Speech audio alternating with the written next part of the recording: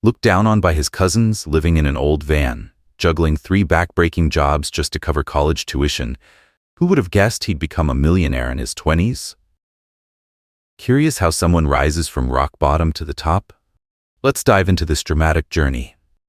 David stared at the cracked pavement outside his family's old house, a place once full of memories, now just empty space. At 20, he was facing a reality sharper than any tool in the auto shop where he trained. His father was gone for good.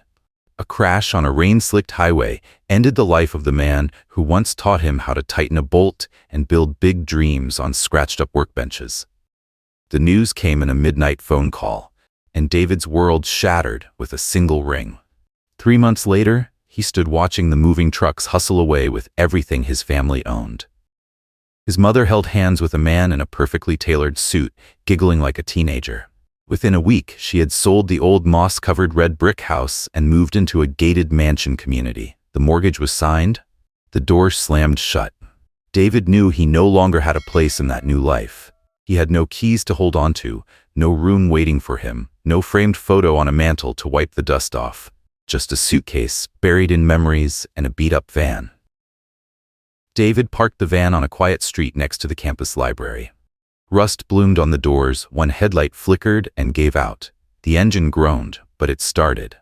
That van was his shelter, his refuge, his stubborn declaration that he wouldn't break. Inside the van, he laid out a foam mattress he had cut to fit snugly between the wheel wells. Textbooks and engineering diagrams were neatly stacked behind the seat. A makeshift stove sat next to a toolbox filled with duct tape and spare fuses. He pinned old blankets over the windows, fastening them with clips to block the early morning chill. The air inside the van held the scent of metal, grease, and grit. Every time he tried to seal the van doors tight, David thought of his father. He remembered the auto shop, his dad's voice echoing near the welding machine. "Measure twice, cut once," his father would say, wiping sweat with a rag soaked in oil. That line played in David's mind as he screwed a plank into a makeshift shelf. In the flicker of his flashlight, he could almost see his father's silhouette guiding each move. David had earned a scholarship to the state university. In theory, that meant a spot in the dorms. Instead, he lived in a van because tuition was all he could afford. The scholarship came from his senior year project, a robot that crushed and compressed plastic waste into recyclable pellets. The judges called it ingenious and deeply meaningful. The acceptance letter arrived the same week as his father's funeral, a clash of grief and hope. He remembered the moment clearly, standing in the funeral home parking lot, opening the thick envelope. People in black drifted behind him. David clutched the letter to his chest, eyes wet with tears. On the hot asphalt, he dropped to his knees and whispered, "This is for you, Dad." That letter beat like a new heart beside the broken pieces in his chest, a promise that would not break. Every morning, David quietly climbed out of the van, his breath turned to mist in the cold air. He locked the van and carried his laptop backpack into the library lobby. Picking a quiet study corner, he opened his schematics and dove into mechanical equations. Students in crisp button-downs walked past, crowding into meeting rooms. He ignored them all.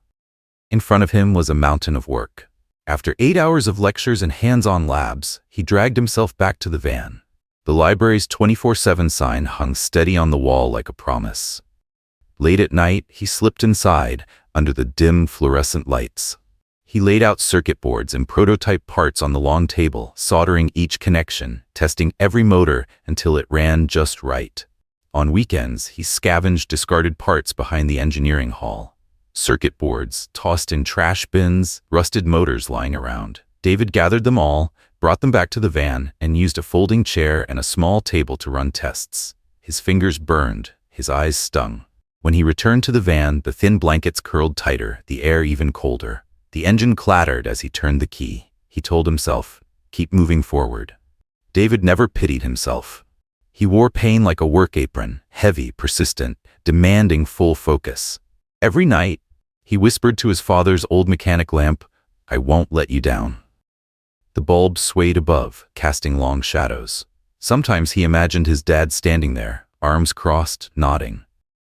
Just enough to keep going. He slept half awake, surrounded by unfinished blueprints. By the end of his first semester, the prototype was complete. David carried it to the scholarship showcase, his clothes dusted with metal shavings. The judges turned the small cylindrical machine over in their hands. They nodded, smiled. A $10,000 check was handed to him. He let himself smile, just barely, as he packed the robot back into his toolbox. That night, he crawled into the van with the feeling he had pushed past 100 limits. The engine purred quietly. David reached behind the driver's seat and pulled out a small folded map.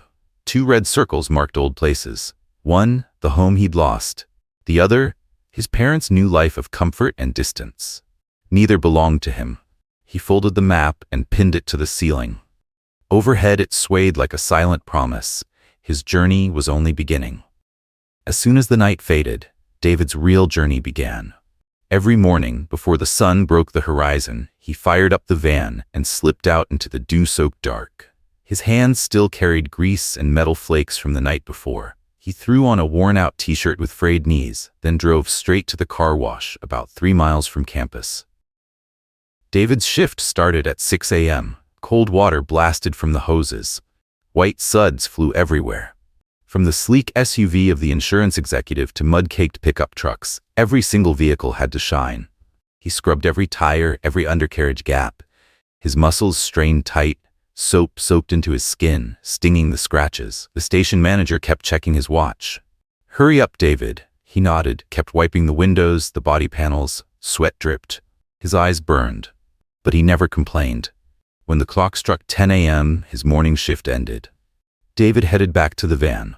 A rushed midday break, 2 hours of shut-eye. He pulled the curtain he'd stitched from old blankets to block out the sun. Sleeping in the van meant cranking the heater full blast. Otherwise, it felt like ice. The engine hummed steadily. The van shook gently. He tossed and turned to the sound of car horns and store alarms. 2 rushed hours of sleep. At any moment, he had to be ready for the afternoon shift. Dreams shattered the second his phone alarm rang for work. In the afternoon, David became a construction laborer. The job site sat in the middle of a new residential development, littered with broken bricks. He wore torn gloves, a hard hat, and hauled bags of cement and steel bars. Dust clung to his hair, stuck to the edges of unfinished walls. Sweat mixed with plaster dripped into his eyes, burning. An older coworker grumbled, "You're fast, kid." David just nodded and smiled. His back ached, legs shook, but he didn't stop. Each concrete slab felt like the weight of everything he was carrying in life. The drill screamed like it was tearing the air apart.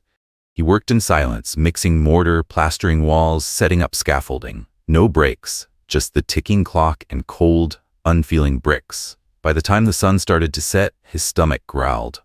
He stopped by a corner store for a pack of instant noodles.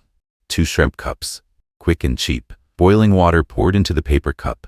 He sat on the store's front steps, slurping down a long mouthful. The smell of shrimp and that sharp tang from the seasoning filled the air. He ate fast, eyes stinging from the onions. Meal done, he dove straight into his night shift. Near midnight, David stood in the back room of a small clinic run by a Korean doctor. He worked as a medical interpreter. Chinese, Thai, Arab patients. He saw them all. Every command mattered. Give me a dose of antibiotics. Check the blood pressure. Change the dressing. One wrong word, and the whole team could fall out of sync. The pressure crushed his chest.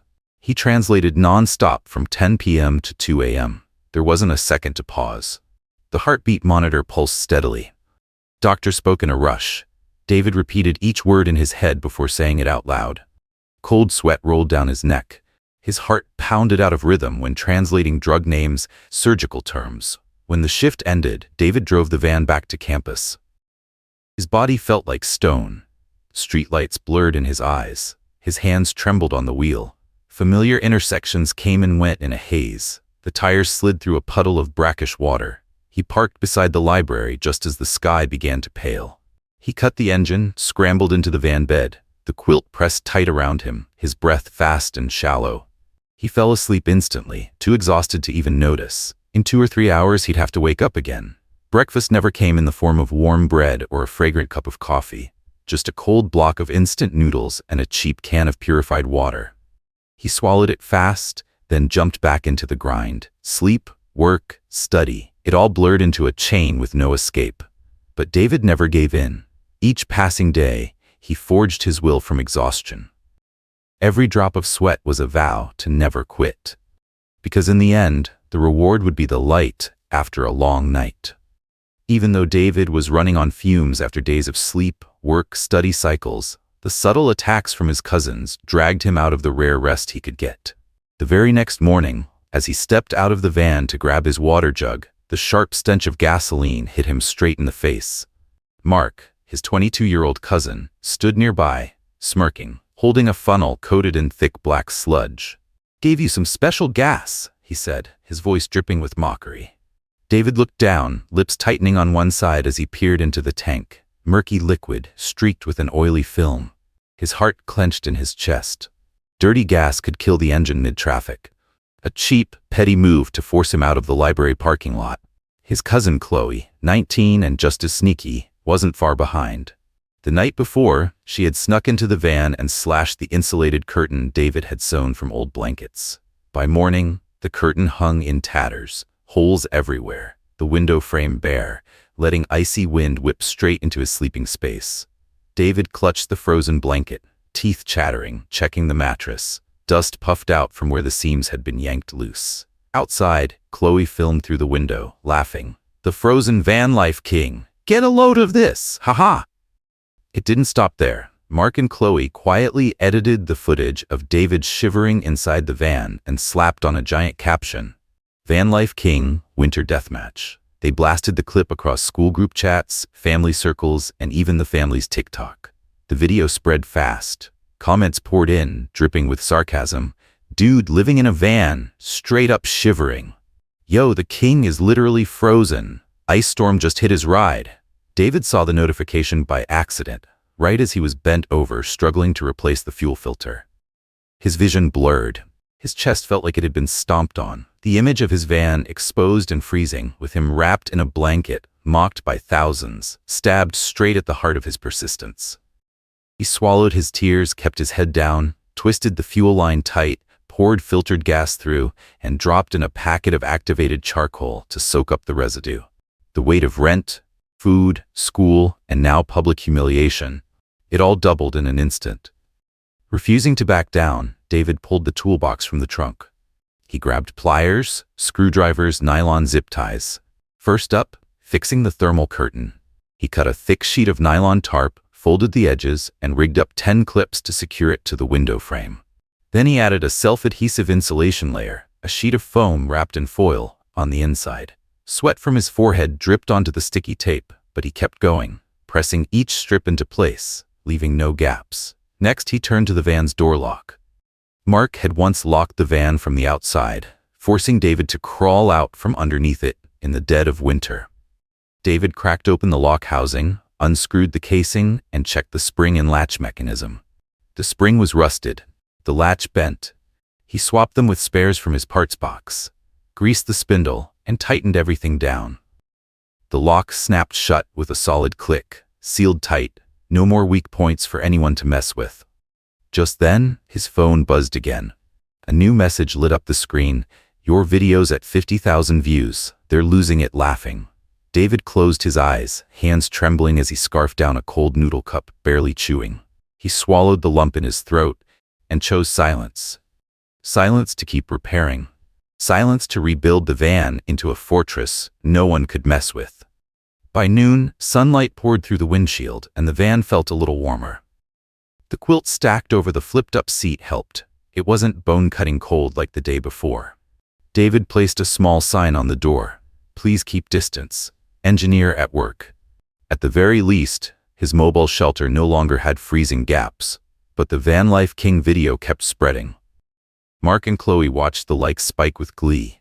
Mark bragged to his friends, "I hit him right where it hurts, his frost zone." Chloe chimed in under the comments, digging deeper. "Living in a van takes patience. He just whines too much." David didn't go on Facebook to argue. He focused on the blueprints, the steel parts, the welds, nothing else. But the mockery cut deep, like knives to his pride. He could feel every judgmental glance from passersby. A girl in his materials class asked quietly, "You okay?" He nodded, unwilling to open up. Everyone has their own battle. David's was holding on to sleep and warmth. By late afternoon, he opened the van door and pulled out a small suitcase with his tools. He was prepping for a solid night's sleep, double-checking the rubber seals for any air leaks, pumping a bit more heat into the sleeping bag's thermal pouch, placing a warm water bottle under the seat. Everything was in place. The van had become a fortress for now, invisible to those trying to tear it down. As night fell, cold winds still slipped through the cracks. But David smiled. He knew that every fix, every added layer of insulation, every solid lock was proof of his unbreakable will. Sleep, work, study, repair, then back again. His cousins could film, could sabotage, but he would rebuild stronger. In the quiet dark, the van's engine clicked off as he climbed inside. A small night light blinked softly from the ceiling. David rested his head on his arm, closed his eyes, and told himself, just one good sleep is enough to power through tomorrow. And for the first time in many nights, he drifted off, not perfectly, but as a small victory over those who tried to break him.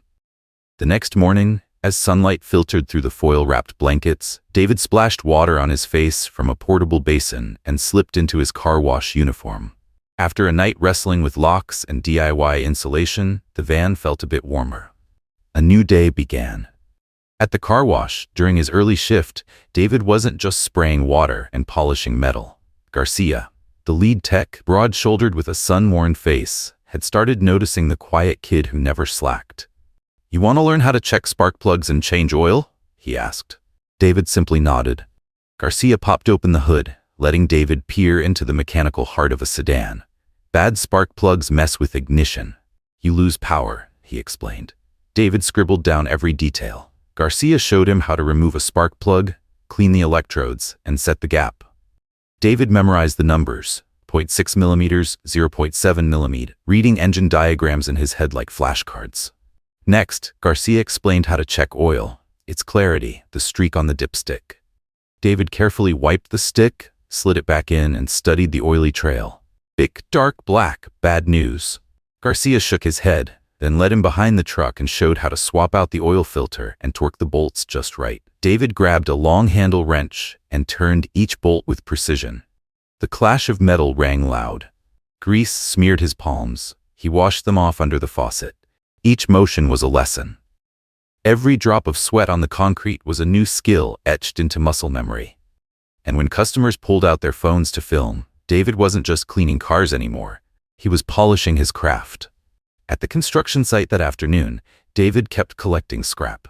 Amid piles of cement and rusted rebar, he crawled under old drills, gathered frayed wires, and salvaged broken PVC pipes. Wearing gloves, he gripped his wire cutters and snipped iron loops, peeling copper from inside each cable. The glossy plastic shards others tossed aside. He bagged them in a nylon sack. Under the blazing sun, plaster dust clung to his hair. The site lights flickered as he pushed a wheelbarrow full of metal toward the temporary storage corner. Gravel, sand, and shattered bricks scattered with every bump. He saved anything that could be repurposed. PVC pipes for prototype frames, small rebar rods for structural tests, copper scraps from old wiring for circuit trials.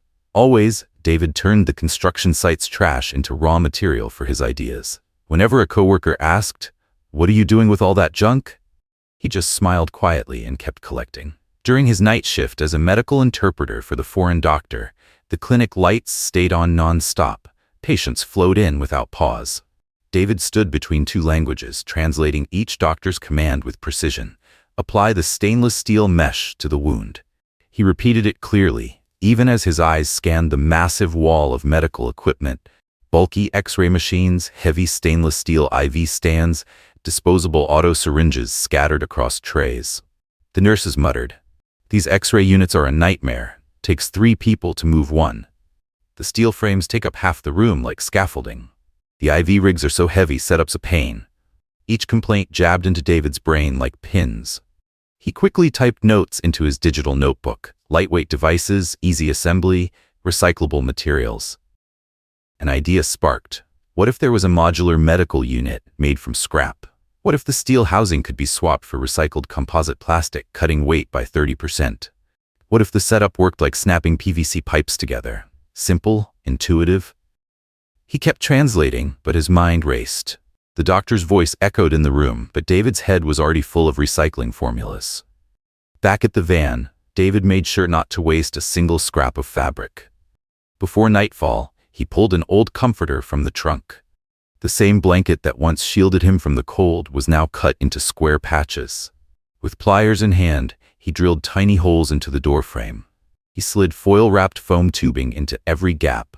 A 2-meter strip of foam fit snugly along the window edge. He secured the blanket pieces with thin paracord, tying each knot tight. At every joint between the fabric and foam, he added heat-resistant tape for extra seal. The van's overhead light cast shadows as the patchwork glinted against the frame. No more drafts, every corner sealed. The back door was wrapped in another thick layer of foam. Now, the van felt like a fortress. He blew hard toward the doorframe. The air bounced right back. The seal held tight. Amid the scrap pile and the thick smell of grease, David sat down to rest for a moment. His foot brushed the edge of a blanket, feeling warmth spread slowly through the fabric. The sweat on his forehead began to dry. Under the glow of the yellow light, his face showed nothing but resolve. Today, he hadn't just studied, he had turned knowledge into action. At the car wash, he absorbed technique. At the construction site, he gathered plastic and steel. In the clinic, he uncovered a real need for recycled medical gear. And in the van, he layered insulation with his own hands. Everything was patched together, but it all pointed toward one goal: to turn scrap and skill into something bigger, to turn junk and know-how into ideas. As night settled in, David lay back on his makeshift mattress. The van was warmer than any dorm room. He closed his eyes, a quiet smile on his face. Dreams of a recycled car wash robot and lightweight medical modules were starting to take shape. The hard days no longer felt like a burden. They were pieces of the puzzle, giving him space to experiment, to grow. Tomorrow, David would return to the car wash, the construction site, and the clinic to learn more, gather more, build more. Step by step, leaving no opportunity untouched. The next morning, with the new insulation still holding firm along the van's frame, David didn't waste a second. He pulled a plastic bin of scrap materials from the back. Brittle PVC panels, washed plastic bottles, discarded circuit board fragments. Next to it, a pile of engine junk, washing machine rotors, stators from old car motors, weighted like treasure. He pictured the sketch in his mind: an automated car wash robot powered by recycled energy. David rolled out a nylon tarp over the concrete in front of the van. The stiff crack of foam tubing echoed as he cut it into sections. Each plastic piece was heat-welded, folded into protective covers for the roller system. Meanwhile, the frame, made from thin rebar, was arc-welded into a cradle to hold the motor. He drilled holes into a metal sheet, mounted servos and gears. Sweat beaded under the van's awning, falling in droplets onto the ground. Old motors, coated in rust, were soaked in a de-rusting solution. He scrubbed them clean with sandpaper, tested each one on low voltage to make sure the rotors spun freely. The first motor jerked, sputtering out a dry, choking noise. David smiled. That sound told him he was on the right track. The circuit system ran through a hand-built board, sending signals from a makeshift controller. USB cables, recycled from a broken laptop charger, ran neatly along the frame. Everything was tidy, tied down with zip ties.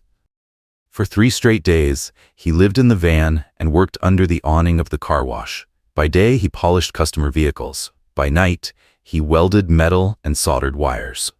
A flashlight mounted to the van's ceiling lit up the prototype. He ran a test on a small patch of ground. The rubber wheels rolled forward on their own. The foam-spraying roller arms kicked in. The first time the robot crept forward, his hands flinched. "All right," he whispered. The second run, white soap suds splattered against the wall. By the third, the sprayer rig rotated cleanly, coating every inch of a test surface. He rolled an old sedan in front of the van, laid down a guide rail. The robot slid into position, twin brush arms spinning fast. Soap mixed with water and spiraled around the car's body. Dirty water trickled down the trench, pooling cleanly to one side. As the robot pulled back, the once grimy car now gleamed. From a distance, David heard a light clap. It was the night security guard. He wiped his face with his sleeve and looked at what he'd built. A rough prototype, but it worked. Smooth, clean, real. Only one challenge remained: getting the prototype to the Student Innovation Fair. David packed up his toolbox, foam spinner covers, and loaded the robot onto a small dolly. The day before the event, he printed a poster. Eco Wash Bot, recycled car wash robot, black text on a silver background. He bought a small folding table and set it up under the pavilion. Next to it sat the van, the silent witness to all his effort. His project folder was neatly laid out, ready. On fair day, the hall buzzed with students and faculty. Whispers drifted through the crowd. Something about a van and trash? His cousins, Mark and Chloe, slipped in, eyes curious with a hint of mockery. David didn't look at them. He pulled out the robot, connected the power, and flipped the starter switch. A soft mist of soap rose into the air. The judges approached, eyes sharp. David spoke simply. Recycled plastics and motors. Repurposed waste materials. Fully automated car washing. Saves water, reduces chemical use. The robot kicked into motion. Soft brushes swept across the windshield. Spray nozzles released precise jets of water. Visitors watched through a clear panel David had mounted just for the demo. The sound was clean, rhythmic. The motor hummed steadily. Citrus-scented foam filled the air. The judges stacked their notes, exchanging looks of approval. When the demo ended, David lowered the control handle, eyes bright with quiet joy. People stepped in closer, reaching out to touch the machine, asking about the tech, about the materials. He answered each question clearly. No fluff, just confidence. Recycled PVC plastics, used scrap motors, costs optimized, cuts wash solution by 60%. It's a solution for the environment. The award was announced. $10,000 Green Innovation Prize. The judges clapped. The announcement echoed across the hall. Mark and Chloe froze, stunned. David stepped onto the stage, hands trembling as he accepted the check. He bowed slightly, eyes red with emotion. Applause thundered around him. In that moment, the smell of oil, sweat, and recycled plastic blended into something new, the sweetness of victory. The next morning, the university's online paper ran a headline, Van-dwelling engineer builds car wash robot. Recycled innovation stuns campus. Bold font. A photo of David smiling next to the foam-covered robot. The article read, From scrap to tech, David proved what relentless willpower can achieve. Social media blew up. Students shared it. Professors praised it. International readers took notice. David's inbox overflowed with congratulations, contacts from startups, green tech forums, and clean energy incubators. The demo video views skyrocketed. Overnight, Eco Wash Bot became a trending keyword. David looked at his poster, the ink still slightly smudged, and smiled. Beside the library, his beat-up van had never looked prouder. He packed up the display booth, gently boxed the robot into a wooden crate. Before leaving the hall, David turned back to look at the van, the place where every first dream had taken root. Autumn wind rustled across the roof. He took a deep breath. The struggle wasn't over, but this win was a launch pad. A push that would take him further. And as he turned away, sunlight cut across the silver poster like a promise for the future. Not long after the article, Van-dwelling engineer builds car wash robot, went viral across campus. Mr. Vincent, owner of a long-time mechanical workshop on the outskirts of town, couldn't sit still. That Monday morning, he sat in his breezy office, newspaper in hand, eyes misting up. He remembered his own younger days, sleeping in the cab of a truck to save on rent. Back then, it was grit that turned into success. And now, he knew exactly what he had to do. That afternoon, Vincent drove his old pickup to the car wash where David kept his van. He walked up as David was unscrewing the robot's spray nozzle and spoke in a warm, steady voice. "You're David, right?" David looked up, not yet connecting the voice to the one behind yesterday's article. Vincent smiled gently. "I'm Vincent. That article took me back to who I used to be." Without waiting for a response, he held out a business card. "I want to invest." Under the soft glow of a halogen lamp, Vincent shared his story. Wandering in his youth, sleeping in places no one imagined, he knew the hunger, the cold. What changed everything was one generous machinist who gave him a shot. Now it was his turn to pay it forward. He offered $150,000 to help bring Eco Wash Bot into mass production. Not just money, he promised one-on-one mentorship from business strategy to manufacturing processes, and he committed to clearing a full 200 square meter space in his workshop for David to test, build, and create freely. David stayed silent at first. His mind flashed back to Mark and Chloe's sabotage, to the freezing nights wrestling with insulation in a battered van. But this was the moment that could change everything. He shook Vincent's hand, heart pounding. Right there, surrounded by the smell of grease and metal, they mapped out the first few weeks. Week 1, finalize the engineering blueprints.